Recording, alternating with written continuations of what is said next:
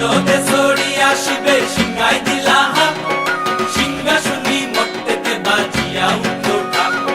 বলদে ছড়িয়া শিবে সিংহাই দিলা হাত, সিংহাসনী মর্তেতে বাজিয়া উঠল ঢাক। শিবের সঙ্গে কার্তিক গণেশ লক্ষ্মী সরস্বতী, শিবের সঙ্গে কার্তিক গণেশ লক্ষ্মী সরস্বতী, আশ্বিন মাসে বাপের